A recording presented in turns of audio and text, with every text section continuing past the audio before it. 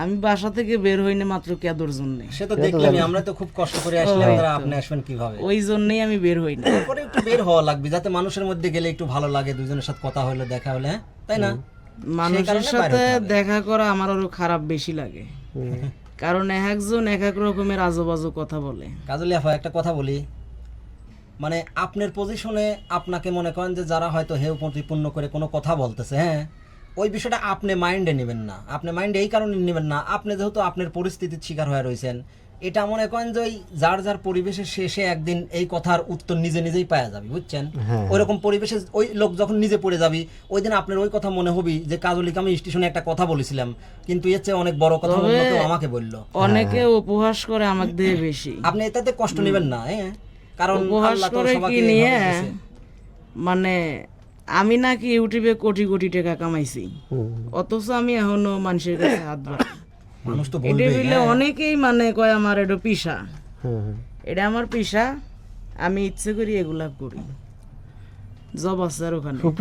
আমি বলি কাজল আপা, আমি একটা ব্লগিং ভিডিও করতেছিলাম, হ্যাঁ, আমরা ভাইগুলো কাটি দিয়ে বলবো, কিন্তু আমি এখানে ভিডিওটিতে বলি, বন্ধুরা আসলে আমরা ভিডিও করি, কাজল আপাকে নিয়ে ভিডিও করি, আমরা একটা পারিশ্রমিক দিই, আমরা ঠিক আছে 1000, 1200, 1500, 2000 টাকা নাই আমরা দিই।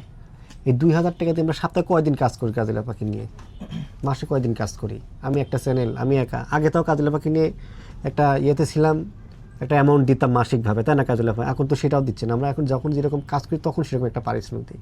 কয়দিন কাজ করে? এই সামান্য কিছু টাকা দিয়ে একটা শিল্পী বড় লোক হতে পারে না, কোটিপতি হতো যদি সে কোনো একটা ভালো পর্যায়ে দেখতো, বড় কোনো চ্যানেলের মাধ্যমে, বাংলাদেশ ন্যাশনাল পর্যায়ে কোনো হয়তো 2-4টা চ্যানেল বা আরও 2-4টা চ্যানেলে কাজ করতো, হয়তো যদি মাসিক একটা কাজ করলে একটা অ্যামাউন্ট থাকতো। কিন্তু ওইভাবে তো এখন আর কাজল আপাকে নিয়ে কেউ কাজ করে না, আর কাজ করলেও ওইভাবে কেউ অ্যামাউন্ট দিতে চায় না।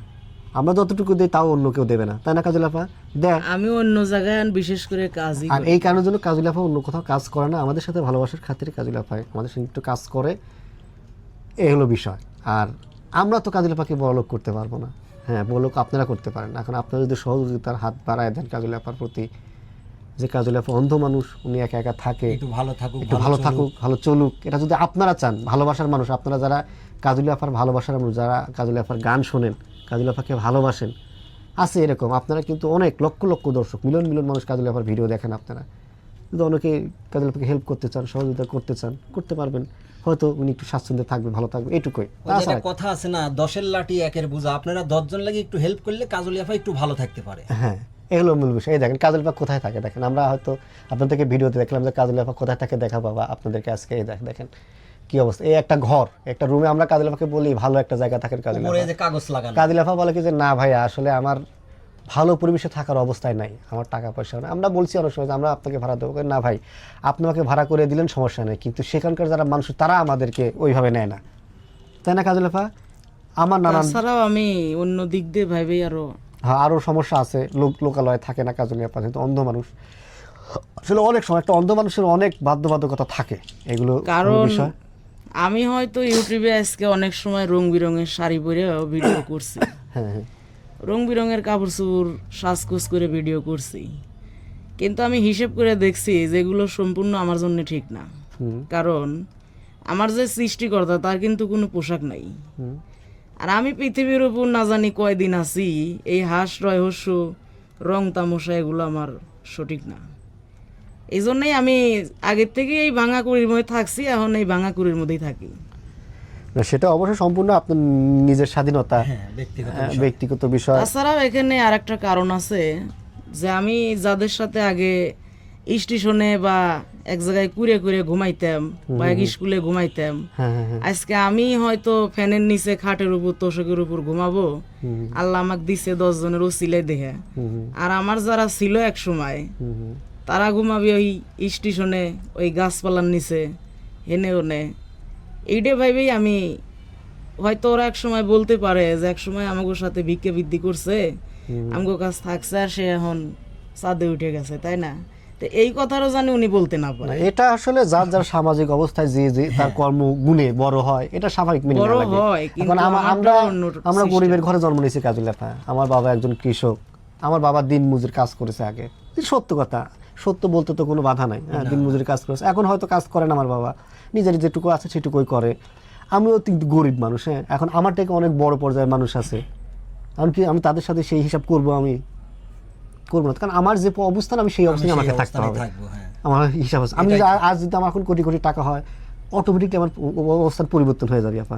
সেটা তো এটা হচ্ছে মানে সামাজিক সিস্টেম। যখন আমি ভিক্ষুক জীবনে রাস্তায় থাকছি, অনেকেই আমাকে বলতো যে তুমি রোজগার করে কারে খাও, কি করো, তুমি টাকা পয়সা জমাও, হয়তো ভবিষ্যতে তুমি একদিন বিছানায় পড়ে থাকলে এটা ঠিক কথা বলছেন মানুষে কাজল আপা, দেখবে। এটা অবশ্যই, কিছু টাকা এটা জমানোর এটা দরকার। অবশ্যই কিন্তু করতে হবে আপনাকে। একটা জিনিস বুঝছি যে আমি টাকা জমাবো, অবশ্যই মানুষ বার্ধক্য যাবে, আপনি বুড়া হবেন, আল্লাহ যদি বাঁচায় রাখে, আপনি বুড়া হলে পরে তখন আপনি কি করবেন? অবশ্যই সময়ের মতো আপনাকে চলতে পারবেন নিজের সঞ্চয় করতে হবে, অবশ্যই এটা স্বাভাবিক জিনিস, ভালো জিনিস। কিন্তু আমি তো টাকা পয়সা চাই না, কারণ টাকা যদি আমার হয় আমার অহংকার হবে, আমার ভিতরে হিংসে হবে, মানুষের প্রতি অন্যরকম ঘৃণা সৃষ্টি হবে। এটা আপনার ভুল ধারণা। এটা ভুল কাজল। ধারণা। এটা হয় যে মানবিকের কথা বললাম না, মানবিকতা ঠিক থাকলে সব ঠিক থাকে, যদি তার কোটি কোটি টাকাও থাকে। হ্যাঁ, কারণ আমার জীবনে ভাই আমি ধনী গরিব উঁচু নিচু হাগল পাগল সব শ্রেণীর লোকের সাথেই কম বেশি মিশা আছে, আমি কিন্তু মানুষ আইজও পাই নেই, হুম, এটা মানেন আপনি? হ্যাঁ ওয়াল বাংলাদেশ আমি কাজলি কিন্তু ঘুরছি, হ্যাঁ হিন্দু মুসলমান বৌদ্ধ খ্রিস্টান 36 জাতির সাথে আমার মিশা আছে, হ্যাঁ কিন্তু কোনো মানুষ পাই নেই। হ্যাঁ, তাহলে আমি যে টাকাটা জমাবো, হুম, আজকে সামান্য আমার পায়ের নিচে দাদির দেওয়া আমানত 1 ফোঁটা বাড়ি আছে, হ্যাঁ হ্যাঁ। সেই বাড়িটুকুই ফেরত লওয়ার জন্য উঠে পড়ে লেগে আছে আজ পর্যন্ত। কিরা? আমার ফুবু, আমার জ্যাঠা, আমার বাবা, এরাই তো লিবি, তাছাড়া ফেরত কেডা? নিবি না? ফেরত নিবি। তো ফেরত না দিলে ওরা ফেরত নিতে পারে। এ আলে বহু কিছু হয়ে গেছে, অদ্দূর আর গেলাম না, কিন্তু এখন যদি আমি 2 লাখ টাকা জমাই, হুম, হুম, পরিণতি কি হইতে পারে অত ভালোই জানতেছেন। হুম, আমারটা খাওয়ার লোক আছে, হুম, 10 টাকা ফুরনের লোক নাই, হুম, কোনোদিন কিন্তু আমার বাবা একখান কাপড় কিনে দেয় নাই, হ্যাঁ ছোটবেলায় একটা প্যানও কিনে দেয় নাই, হ্যাঁ মানুষে দিছে গ্রামের লোকজন, দাদি দিছে ছায়া চিনতে হোক, আর ওই পাশের বাড়ি আসিল হলো রজবকিল, লোকটা এখনো আছে, হুম। ওনার মেয়ের যা পুরোনা কাপড় চোপড় ছিল ওইগুলো দিয়ে আমি মানুষ হইছি। যাক, ভালো লাগলো আর কথাটা শুনে। একজন ছিল আমাকে গ্রামে, সে এখনো আছে, মরে নাই, হুম, ওনার নাম হলো ইয়েসিন হাজি, ওনার ছেলে আমাকে প্রতিদিন 1 সেট কাপড় চোপড় বানায় দিত, মাশাআল্লাহ, ফাইন। তাছাড়া কিন্তু আমাকে পৃথিবীর কেউ দেয় নাই। একটা বিষয় দেখেন কাজলিয়াফা, এই যে আপনি যে কথা দুইজনের কথা বললেন, হ্যাঁ, এরা কিন্তু কোটিপতি লোক, টাকাওয়ালা মানুষ, কিন্তু এদের ভিতরে মানবিকতা আছে। কিন্তু আপনি যে কথা বললেন, তাহলে আপনার টাকা হয়ে গেছে, আপনি শিল্পপতি, তাই বলেই যে কোটিপতি আপনার হয়ে ভিতরে গেছেন, তাই অহংকার বলেই যে আপনার ভিতরে অহংকার আসবে, এটা একান্তই আপনার মন থেকে আসবে। তাহলে আপনার এরকম কথাটা মানুষ ভুল। আমি বহুত দেখছি, বল না? মানুষ তো পৃথিবীতে বহু রকম আছে, আজকে কারোর সাথে কারোর মিল নেই। আপনি লেখাপড়া করে পুলিশ হইছেন মনে করেন, যখন আপনি পুলিশের পোশাক পরবেন তখন আপনার শরীরে একটা গরম আসে, ওইটা নিয়ম, না হলে তো সে ডিউটি করতে পারবে না গরম সাধারণ মানুষের আসে। মতো চললে। আর এটা স্বাভাবিক, তার যখন পরিস্থিতি আপনি যেটা। পুলিশের পোশাক ছাড়া যখন বাজারে যান, তখন যে রিক্সাওয়ালা আপনি গুতাইতেছে, এটাই তো এটা স্বাভাবিক, নিয়ম, এটাই তো তার ওটা কর্মের তার গুণ। জন্য না, ওটা তার পোশাকের, এটা তার ওটা কর্মের গুণ, কর্মের বোঝেন নাই? গুণ। ঠিক আছে, মানে তার পোস্টটাই ওইরকম। হ্যাঁ, তো টাকা হইলে ফকিরনিক ভিক্ষে দেয় কি 5,000 লোটের মধ্যে বাইর করে 2টা সিরা আছে কোনটা, ওইটা দেয়। আচ্ছা, আল্লাহ কি কোরআনে ওইটা বইলে গেছে যে তুমি বাইসে বাইসে সিরা টেকাটা কাঙ্গালিক দাও? ওইটাই তো মানবিকতা। ওইটাই তো, সেটাই তো বলতেছে। তাহলে আমার যখন টাকা হবে, এই মানুষটা তো আমার ভিতরেও আল্লাহ সৃষ্টি করবি, না না যে না, আমি ফকির কেন দেব? আল্লাহ ওটা আপনার ভিতরে সৃষ্টি করবে না, আপনি নিজেরটা নিজেই সৃষ্টি করে নেবেন। তখন আপনি যদি মন মাইন্ড ভালো থাকে তাহলে আপনি ঠিক থাকবেন, আর যদি মন মাইন্ড ডিস্টার্ব হয়ে যায় তাহলে আপনি চেঞ্জ হয়ে যাবেন। স্বার্থর কাছে টাকার কাছে মন মানুষতা ভালো থাকে না, কারণ এই পৃথিবীর নারীর লোভ আর এই পৃথিবীর টাকার লোভ যা কেউ সামলাইতে পারে না। এটা মানেন কি না মানেন আমার করার কিছু নাই, কারণ আমরা হাদিস কোরআন কিছুটা পড়ছি কিন্তু মাদ্রাসায়, সবাই তো বুঝছেন? সমান না, সবার জন্য এটা নয়।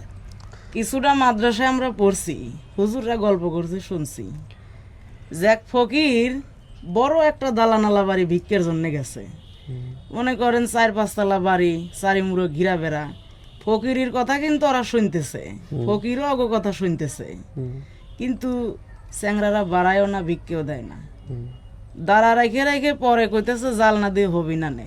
আচ্ছা, ফকির ঘুরে আসতেছে, কইতেছে আল্লাহ আমাকে যদি এই বড় লোক বানাইতে, আমি মানুষের কাটা কাটা ভিক্ষে দিতাম। আল্লাহ কানে শুনছে, ওদিন আইনে সাইডে খুঁত থয়, ওদিন আইনে সাইডে মইলকে থয়, এবার করতে করতে আল্লাহ উন্নতি দিছে, জমি জমা বাড়ি গাড়ি গরু বাছুর অনেক কিছু করছে। তখন ওই যে পাঁচতলা ধনী ওর থেকে বড় ধনীও হইছে, ওই গ্রামের মধ্যে একটা নাম হইছে অমুক বাদশাহ ফকির থেকে। হ্যাঁ তখন দুইটা ফেরস্তা আল্লাহ পাঠায় দেয়, জিবরিল আর হলো আজরাইল, এই দুটো ফেরস্তা পাঠায় দেয়। তাও কি রূপে? ফকির রূপে। আচ্ছা সারা শরীরে ওনার ঘা থাকে, আচ্ছা ঘা থাকে, ওখান থেকে দুর্গন্ধ বাইর হয়, অনেক থাকে। তো আইসাহের এক মুঠ ভাত চাই দুপুরবেলা, যে বাবাজি এক মুঠ ভাত দাও। ভাত তো দেয়ই না, আরো মানে ঘাট ধরে ওকে বের করে দেয়। হ্যাঁ দেওয়ার পরে দেখা যায় তখন ঘুরে যা আবার কয় যে জেনে বেশি সেনে অল্প দাও, খিদেটা মিটেই। হ্যাঁ তারপরও অনুরোধ চাইতে ওঠে, শর্ত হেন হাইলে চাকর খাবি, হ্যাঁ তুই পরে আয়। শেষ ম্যাচ যখন নাই শোনে তখন একজনে বাজাইছিল, পরে দুইজনে কি বাজায়, আচ্ছা গাড়ে কারাল বাজা বাইর করে দেওয়ার পরেও তো ফেরস্তা তোর মানুষ না। হুম দেখা যায় 2-3 পাঁচ যাওয়ার পরেও নাই। হুম নাই তখন মনে পড়ে যায় হইল আর ওই পুরোনো দিনের অতীতের কথা। কে রে, আমি না কইছিলাম যে আমার যদি বড় লোক হয় আমি না ভিক্ষে দেবো কাটা কাটা। হুম তখন আমি ফকিরকে তারা দিলাম, তোরা খাওয়া বাদ দে, ফকির দেখ হুম আর কি ফকির পায়। এদিকে ফকির গেছে খুঁজবে, ওদিকে গেছে বাড়িতে আগুন ধরিয়া। হ্যাঁ যাইয়া কাজলি আপা, দেখা গেল ধন সম্পদ মাল দৌলত টাকা পয়সা জেনে যা আছে সব শেষ। And থাকার মধ্যে থাকলো কি একটা ছাপড়া, ওই যে অতীত জীবনের ছাপড়া, ওইটাই থাকে। এটাই তো অহংকারের পতন। আর এটাই আল্লাহ পরীক্ষা করার জন্য পৃথিবীতে এরকম অনেক নজির আছে। এখন এই জন্যই আপনাকে বললাম যে আপনার টাকা পয়সা হয়েছে কিন্তু আপনি চেঞ্জ হয়ে গেছেন, ওইটাই তো আল্লাহ পরীক্ষা করবে। আপনি যদি চেঞ্জ না হয়, যাদের সাথে অতীতে স্টেশনে শুয়ে গেছেন, আপনি কোটিপতি হয়ে গেছেন, কিন্তু তাদের সামনে যে হাত মিলে হ্যান্ডসাপ করে একটা চা খাওয়াচ্ছেন, তখন আল্লাহ খুশি থাকবে। আর যদি উড়ে দেখে আপনি ঘৃণা তৈরি হয় মনে, তাহলে তো আল্লাহ খুশি থাকবে না, কারণ আল্লাহই আপনাকে দেশে। কাজল আপা হুম, অনেক গল্প শুনেছি, আর একটা গান শোনান, গান শুনে চলে যাই। মোবাইলে নষ্ট করলো নারী, হায় রে মোবাইলে নষ্ট করলো নারী। স্বামী তার বিদেশে থাকে এখনো খালি বাড়ি, স্বামী তার বিদেশে থাকে এখনো খালি বাড়ি। মোবাইলে নষ্ট করলো নারী, হায় রে মোবাইলে নষ্ট করলো নারী। স্বামী তার বিদেশে থাকে বউ কথা কয় অন্যের সাথে, স্বামী তার বিদেশে থাকে বউ কথা কয় অন্যের সাথে। ধর্মকর্ম সব সারিল পরকীয়ায় পড়ি, ধর্মকর্ম সব সারিল পরকীয়ায় পড়ি। মোবাইলে নষ্ট করলো নারী, হায় রে মোবাইলে নষ্ট করলো নারী। শাশুড়ি ননদ ভালো না, শ্বশুরির কথা শোনে না, শাশুড়ি ননদ ভালো না, শ্বশুরির কথা শোনে না। টাকার বেলায় 16 আনা করে মাতব্বরি, টাকার বেলায় 16 আনা করে মাতব্বরি। মোবাইলে নষ্ট করলো নারী, হায় রে মোবাইলে নষ্ট করলো নারী। স্বামী তার বিদেশে থাকে এখনো খালি বাড়ি, স্বামী তার বিদেশে থাকে এখনো খালি বাড়ি। মোবাইলে নষ্ট করলো নারী, হায় রে মোবাইলে নষ্ট করলো নারী। বাহ বাহ, অনেক ধন্যবাদ কাজল আপা। তাহলে থাকেন, রান্না বান্না করেন, আমরা যাই। হ্যাঁ এসে খাওয়া দাওয়া করে যান কিন্তু।